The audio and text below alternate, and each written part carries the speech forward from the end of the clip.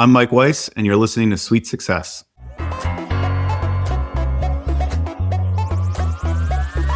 You've just checked in to Sweet Success. Join me, Katie Cline, for exclusive conversations with hotel executives, hospitality leaders, and industry innovators. Together, we'll uncover the strategies and techniques these masters of hospitality relentlessly refine. Whether you're already in the industry or just starting out, tune in every week to unlock the secret to your sweet success. Hello, everyone, and welcome back to another episode of Sweet Success. I'm your host, Katie Cline, and today I'm excited to welcome Mike Weiss to the show. Mike is the co-founder and co-CEO of Trailborn Hotels and Resorts, a brand that's focused on redefining boutique hospitality by merging elevated design, community connection, and access to nature. With properties set in the heart of America's most beautiful destinations, from national parks and ski towns to pristine beaches and wine country, Trailborn is bringing a fresh, design-forward offering to outdoor-centric destinations. Mike, thank you so much for being here today. Katie, thanks for having me. It's great to be here. You have had such an interesting path into hospitality, starting in real estate, private equity, and investment banking at Goldman Sachs, and then, of course, places like Compass and Rise. When did you first know you wanted to build something in hospitality specifically? Yeah, I think Trailborn and Castle Peak in some ways is the culmination of everything I've done in my career, not necessarily by design. One thing just kind of naturally led to the next. When I was at Goldman Sachs I did investment banking and then real estate private equity there. That's when I started looking at hotels for the first time. So I started investing in hotels at Goldman, and then I started getting into entrepreneurship, and I wanted to go and build something. And I went out to business school. While I was in business school, I was lucky enough to spend some time at Airbnb, back when Airbnb only had like 30 people there. And so that furthered my interest in hospitality. And then after business school, I worked on startups. I was at Compass. I was a co-founder at Compass and ran the product team there. I was at Maple, running growth there. I started a coffee business. So a lot of businesses in and around real estate, hospitality, food and beverage. For me, I'm not the person who, when I was in high school, knew that I wanted to be in the hotel world, right? Mm-hmm. I'm passionate about building products and experiences that people want and need. And so that's kind of what led me to all of those startup opportunities. And Trailborn and Castle Peak was just that. It was sort of it was the center of a bunch of concentric circles that me and my business partner, Ben, were excited to pursue, which was, is this a big market? Do we have some kind of a competitive edge here? Is there a real consumer need that we need to fill? And is this something that we're both passionate about and want to spend the rest of our lives building? And so that's kind of like how we got to where we are. Yeah. So talk a little bit about that founding story, because you created Trailborn 5 years ago, right? Yes. So tell us about it. Like, how did the idea come, or like, how did you meet Ben? Yeah. So Ben and I have known each other socially for most of our lives. Wow. What's interesting about our partnership is that it was formed before we had finalized an idea. And so we had the view that the world is going to change. We don't know what kind of pandemics will come our way, how markets will shift, how products will shift.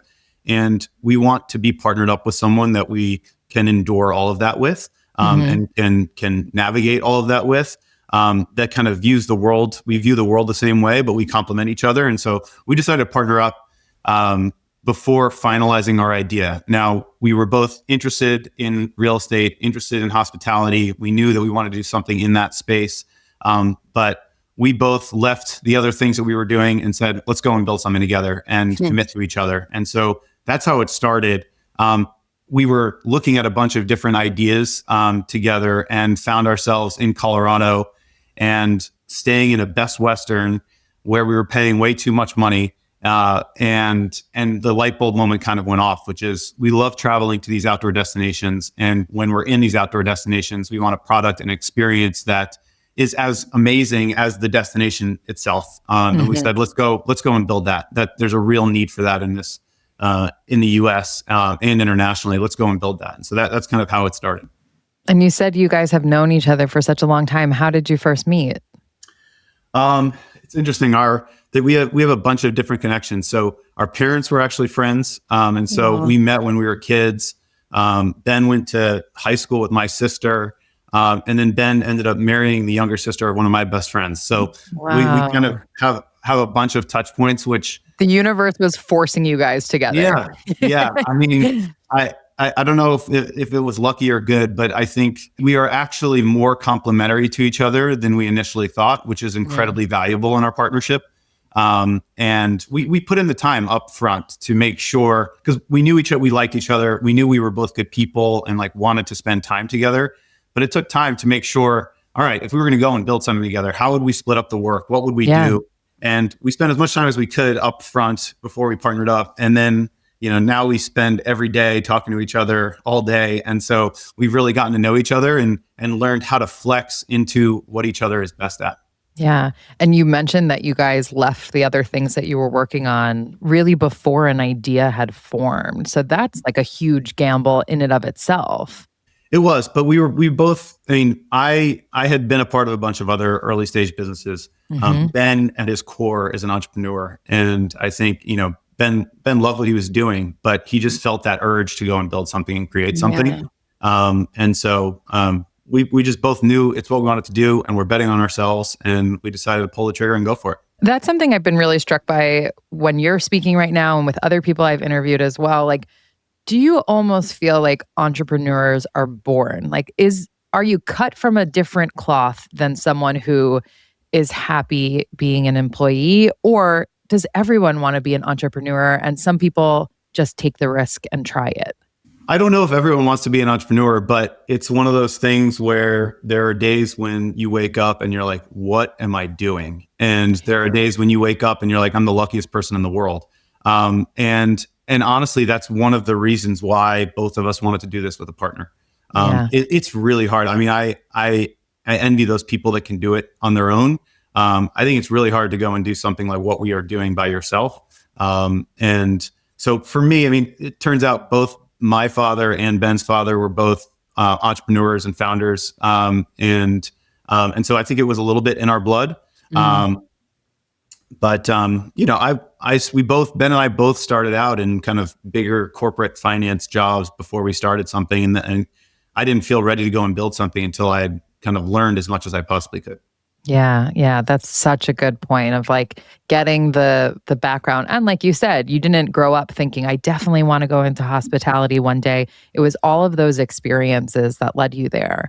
And before we started recording, you were telling me how Trailborn owns all of the hotels that you guys have. And obviously with your background in real estate and investment banking, like I imagine, like you said, you were looking at investments in hotels before you were even building something yourself. So can you talk a little bit about that? Like what makes a good deal, and particularly for Trailborn? Yeah. So one thing to clarify, so we've built two businesses. We have a investment and development company called Castle Peak Holdings. That Ben and I are co-CEOs of, and Castle Peak acquires, develops, owns all of the properties. And then we have Trailborn, which is the brand and the management company. Oh, wow. That is so smart. We have these two companies that are working together. Today, they're both focused on the same thing, which is acquiring, developing, opening, operating Trailborns. But we have these two separate companies. And I think, for that's a lot to take on, right? We're doing a lot. Another reason why it's helpful to have a partner in kind of all that we're doing. And what Ben and I have done is to make it clear for the team and to hold ourselves and each other accountable. We've split up the work and made it clear that if we are both co-CEOs of this business, we need to make it crystal clear for everyone at the company and external people who is responsible for what. And so Ben oversees more of the day-to-day acquisition, financing, development work. I oversee more of the day-to-day brand, marketing, operations, design, all of that stuff. Very cool. Very cool. So you're essentially building an ownership company and then a management company. Right now, they're working together. When you look long-term, and maybe you can or can't share on this, was the intention of building them separately so that they could have different interests at one point? They could have a sale, for example. Yeah. When we set out to build this, our focus is on Trailborn, but in building Trailborn, we have also built the infrastructure, the team, the experience set to go and do this again if we find the opportunity to do that.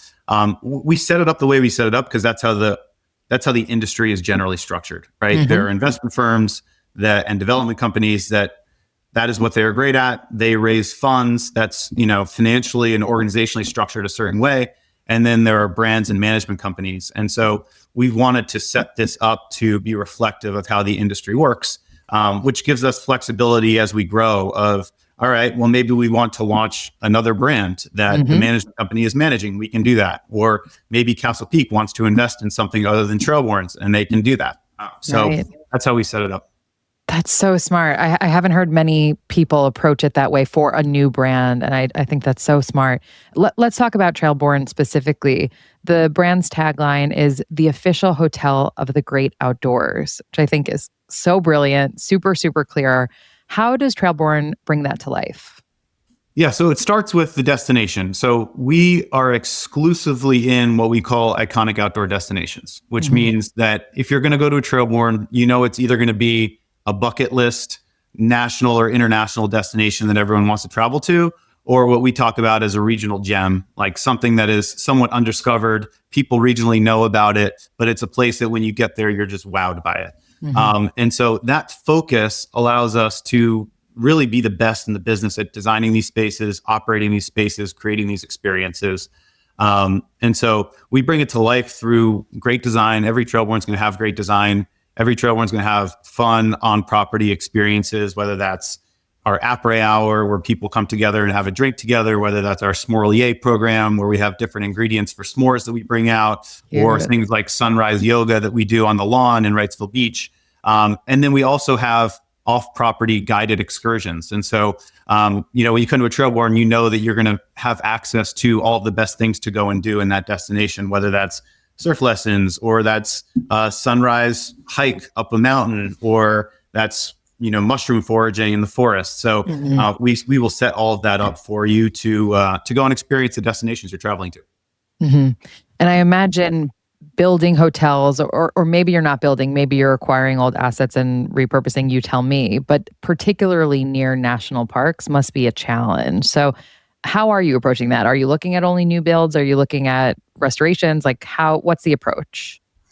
Yeah, so Trailborns exist near national parks, but the way we define iconic outdoor destinations is national parks, beach towns, ski towns, mountain towns, lake towns, wine country, anywhere where there is a draw that is bringing people to get outside. And to date, everything that we have done has been acquiring something and repositioning it. So we haven't done any ground up development to date.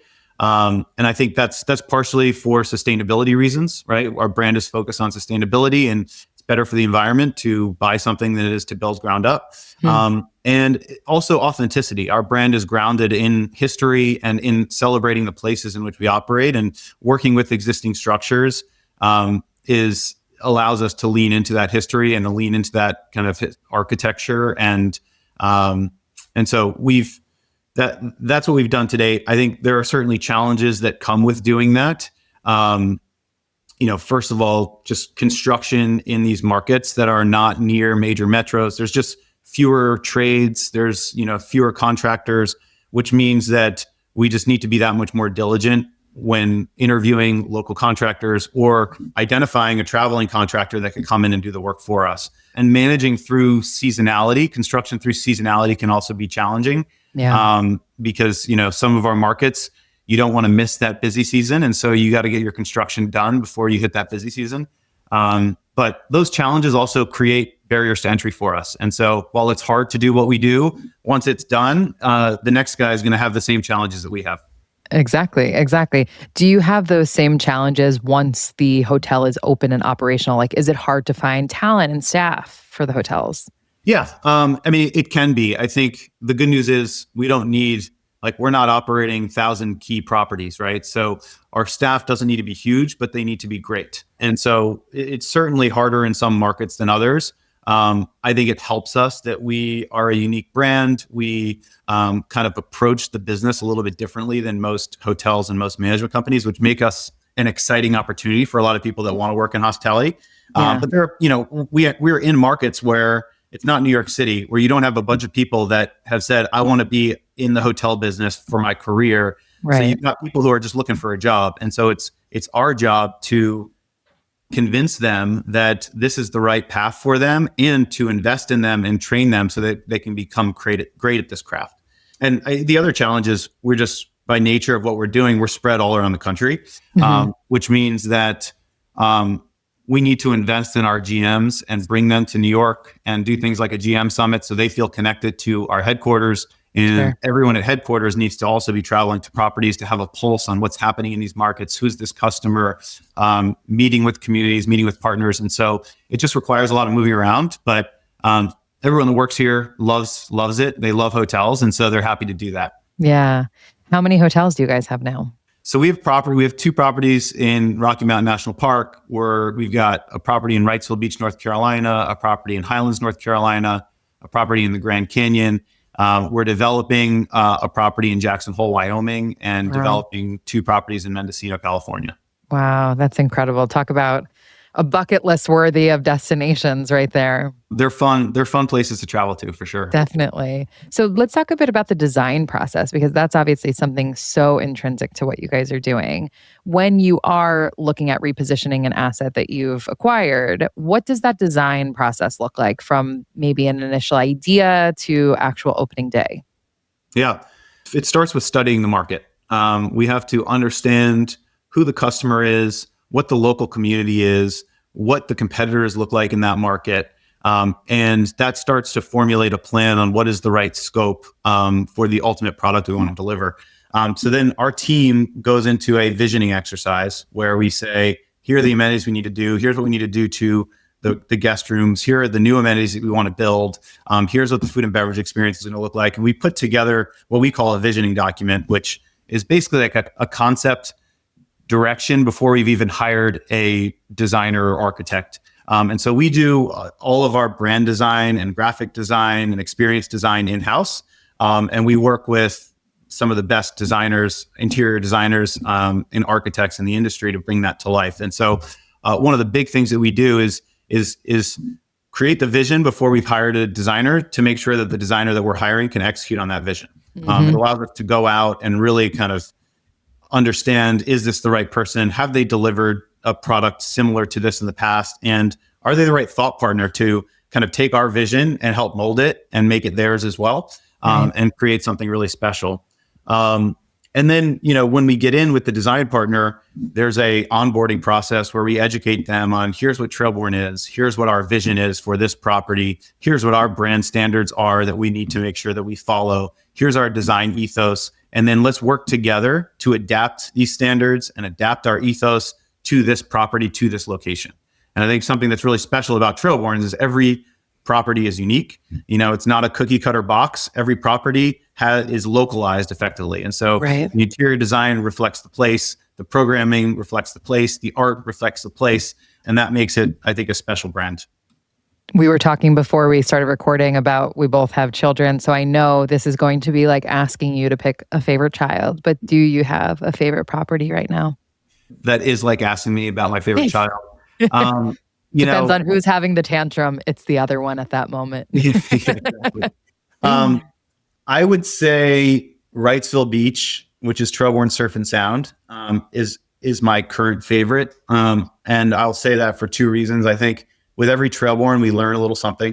That was the most recent one to open. We improve everyone a little bit with every process. And I think that execution was just really well done. Yeah. It also happens to be the easiest one to get to from New York, the New York area. Yeah.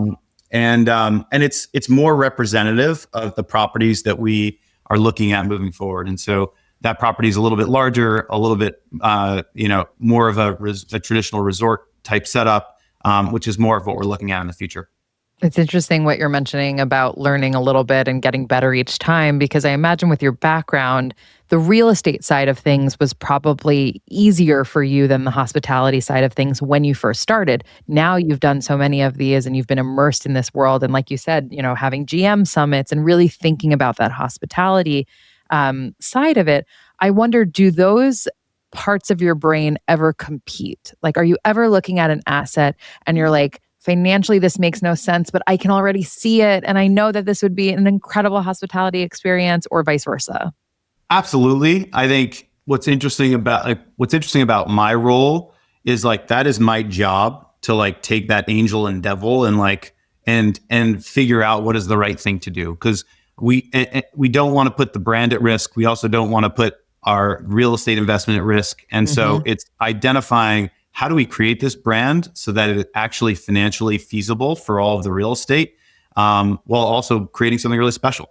And I think as we grow, my job shifts from being the one kind of actually doing that and being in every single decision to, if we're trying to open up multiple properties at a time, we've had to bring experts around the table on both sides. We have a great real estate investments team, acquisitions team, development team. They're experts in their craft. We also have great operators and great designers that are experts in their craft. And so the job kind of shifts from me kind of making that decision myself to how do we train the team to make those decisions together, which is not easy to do. And it's something that we are trying to get better at every single day, but it's what's required in order to scale the business.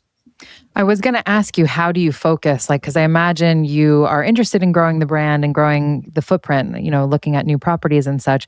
So it sounds like you have this development team. Do you give them, besides the context of what we've talked about, of what makes a location right for the Trailborn brand, do you give them any kind of steer, or is it like, come to me with ideas that make sense? Yeah. So it starts with the market. And so we start by looking for a market that is ripe for a Trailborn. And so that's a market that performs well in any downturn or pandemic. It's sustainable. It has barriers to entry. It is an iconic outdoor destination, which means there's either millions of people traveling there, or it's a widely visited regional gem. And then once we've kind of identified what is the RevPAR of that market and how has it grown over the last 10 years, then we start to look at the property and we say, all right, within this market, what are the properties that we could acquire that fit the right mold for a Trailborn, which is, we try and look for something that's over 100 keys. So is it big enough? And does it have the bones to be a great 4-star property? Does it have great food and beverage space? Does it have a kitchen, or can we create that? And is it financially feasible to create that? Does it have the footprint to create the amenities, to create that on-site programming that we talked about? And so we really start with the market and identifying the markets that are right for Trailborn. Then we go and start to identify what are the properties within it. And then there's a whole process of underwriting a deal and putting a pro forma together and deciding if we want to move forward on it. Yeah. What do you think is the biggest trend that's going to shape the future of boutique hospitality over the next decade? For us, it's the rise in experiential travel. It's the rise in outdoor destination travel. I think more than 3/4 of all consumers would rather spend their money on experiences versus material things. And so we're betting on people wanting to get outdoors, wanting to travel, want to go and experience something that they haven't done before. And in doing that, we're also betting on them wanting a boutique experience, a design-led experience with fun programming.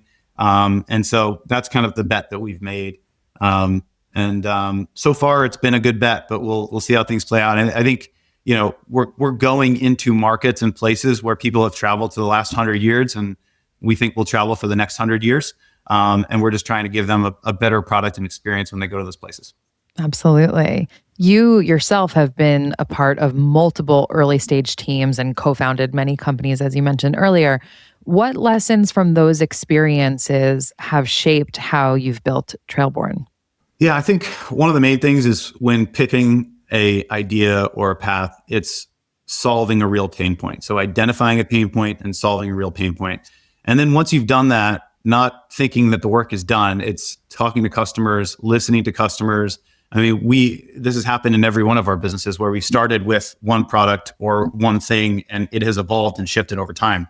Same thing has happened with Trailborn. And so you have to listen to that customer and be willing to admit when you're wrong or learn new things and adapt and iterate from there. I think some other things are that will sound obvious are it's all about the people. For us, we are trying to move so fast that we need to find a unique person that is both agile and can learn, is a first principle, talk about as a first principle thinker that can solve problems that haven't been solved before, but also has the experience to know what to do on day one, because we're trying to move so quick that we can't sit around and give people 2 years to climb a learning curve. Right.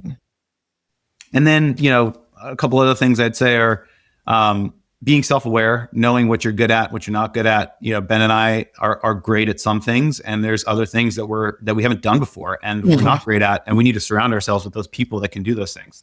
And then the last thing I'd say is just forward momentum really matters. And there's going to be hiccups, especially in the hospitality business. There's going to be things that come up that you didn't anticipate. But staying optimistic, not getting stuck, and making decisions and moving forward is crucial. Those are fantastic. I really liked what you just said about self-awareness too, because like you said, it might sound obvious, but I think we've all worked with or for someone who has lacked that entirely.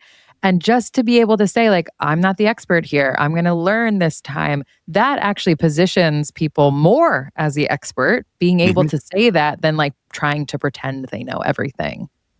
For sure. What do you think is the hardest decision you've had to make in building this brand so far? I think the hardest thing that Ben and I are constantly debating is just what is the right speed and cadence to do everything, right? Yeah. We want to grow the business. We've positioned this brand to be something big, but we don't want to try and move so fast that we put the product at risk or put the experience at risk, or it creates imbalance. And so I think that's kind of the hardest thing that Ben and I debate and discuss is do we go and acquire 5 properties this year? Can we operate that? Do we have the team to do that? Can we move quickly enough? Can we do more than that, or do we have to do less than that? Right. And so that's the hardest thing to debate. I think Ben and I actually balance each other out pretty well there, where sometimes he'll push me on like, hey, let's go bigger, let's go faster. And I'll push him sometimes on, hey, we've got to think about the implications of this. And we've now learned each other so well that we can start to make some of those decisions on our own without even talking to the other person. It's like that angel and devil, but now it's the two of you kind of balancing each other out of like, well, did you think about this or did you think about that? And you can have that inner dialogue before you're even talking to one another. Exactly. I love that. You've spoken so highly of Ben, and it sounds like you guys have such an amazing working relationship. For people who are thinking about starting something with a co-founder, what are the things that they should look for in a great co-founder? Yeah, I think the most important thing is find someone who is good at their core and sees the world similarly to you, but complements you in other areas. So when you're starting a business, you're going to go through some really tough days, and you're going to have tough conversations, and you're going to have to be direct with each other and criticize each other sometimes and compliment each other other times. And just identifying someone that you really want to be in the trenches with, if there's a way to simulate that or a way to understand what that person is like when they are in the trenches, I think it's really helpful to know. But you can't be the exact same person. Otherwise, you guys are going to want to do the same things. You're going to have different competing visions for the same things. And so, finding someone that balances you out and from a skill set standpoint, like rounds you out a bit is also really important. Yeah. And it sounds like you guys have such growth aspirations. You've been talking a lot about speed and finding that right speed. Also with you as a dad, how do you think about that all elusive work-life balance? It's not easy. It takes intention. And it's something that is a work in progress every day. But I love this business and I love my family. And I think that having people, like we have a lot of people at the company that have families, and having that understanding of each other and saying, hey, we want everyone to work their tail off and build something really special. But the only way you're ever going to do that is if you also are happy at home and your significant other is invested in what you're doing. And I think we have a pretty fun business where we can bring our families to our properties and show them what we're doing. I took my wife and kids to our Trailborn Surf and Sound property before we renovated it, and we had a great stay there. And they saw it then. And then this past summer, I took them back again and showed them the renovated product. And I think all of them were like, they understood what we do. And you can share that with them, which is a really special thing. How few people get to do that, to really be able to show the before and after physically and get their family to actually live in it, experience it, and finally understand like, okay, when dad has a call, this is what he's building. How Yeah, cool. exactly. It's fun. I love that. When you think about the next chapter for Trailborn, whether it's markets, partnerships, new concepts, what comes to mind and really what excites you the most? Yeah, there's a lot. I think, first of all, we have hotels that are underway that are going to open next year. So I'm really excited about Trailborn Jackson Hole and Trailborn Mendocino, which are going to be opening up next year. And then I'm excited to acquire some additional properties. We have a great pipeline of properties that we're looking at. And so continuing to grow the portfolio as we get into next year as well. And I think you mentioned partnerships. I think we've been so focused this year on opening hotels. We've opened a bunch of hotels. We're getting them ramped. Ramping hotels takes time, energy, focus. I think next year I want to have an even bigger focus on the right product partnerships and experience partnerships, where we're bringing like-minded brands and people around the table with us that really align with what we're building here at Trailborn. I think there's a ton of opportunity to do some really interesting things, which we just haven't had the bandwidth to focus on this year, but we'll be focused on that next year. And then I think looking a little further out, like I mentioned earlier, we've built the platform to do this, right? We know how to acquire, to renovate, to operate, to brand hotels and scale hotel concepts. And so thinking longer term, it's taking the team and taking the infrastructure that we've created and doing that again with another concept that we identify. Very cool. Mike, I want to ask you the last three questions that I ask everyone. And the first is, what was the best hospitality experience you've ever had? Ooh, I will think about, I was at lunch. I was up in Cape Cod at a hotel having lunch with I had one daughter at the time. She was, I think, about 2 years old. And we had this really nice waitress who was just talking to Shay, my daughter Shay, talking to her, playing with her, and was super sweet to her. And Shay wanted dessert, but we were rushing to go somewhere else. And so we didn't get a chance to order dessert. So we went back to our room. And when we got to our room, there was a knock on the door. And they brought a little stuffed animal lobster and some chocolates.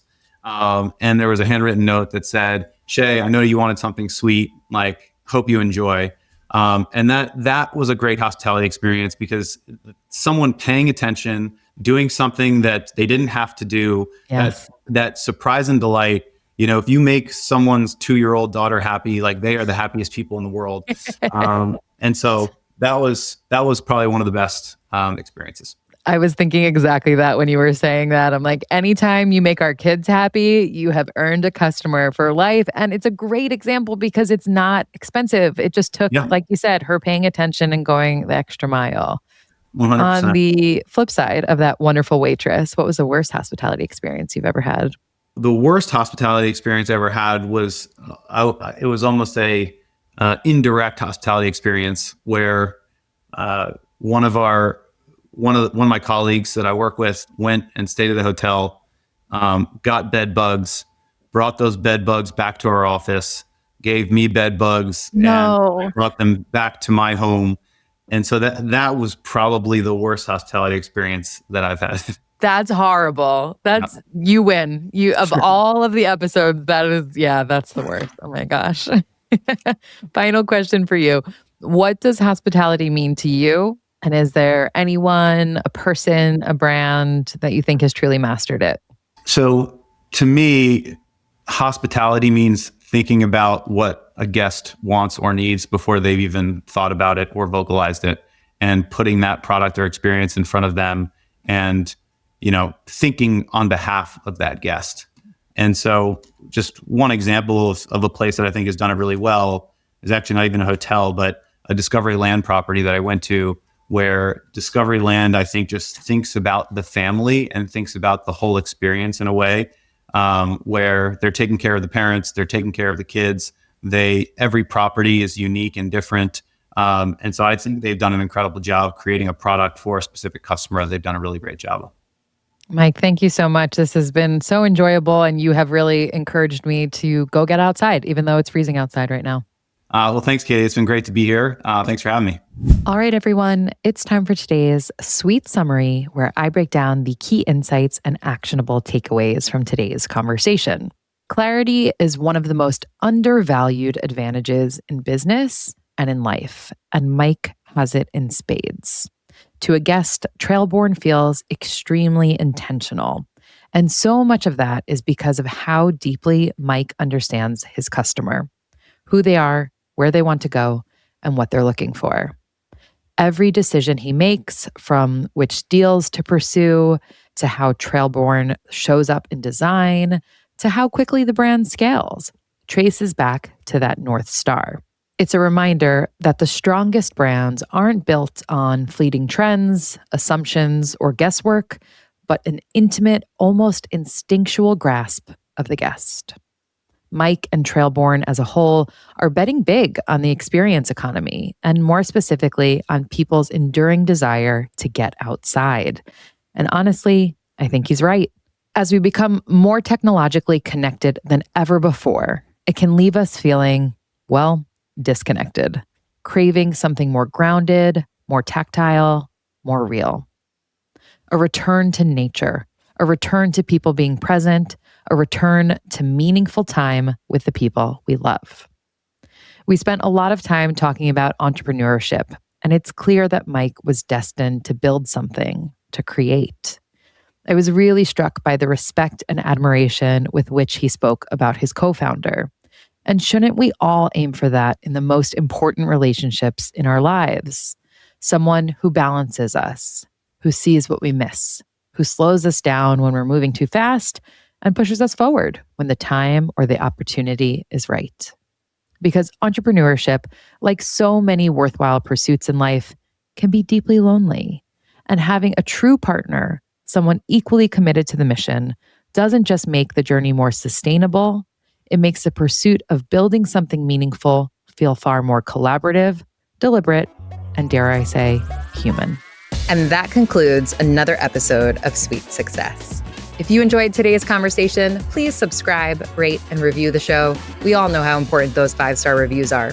I also want to say a massive thank you to each and every one of you for tuning in. It means the absolute world to me. And I'd love to hear from you. If you have ideas for future guests, new topics to cover, or even just want to say hi, don't be shy.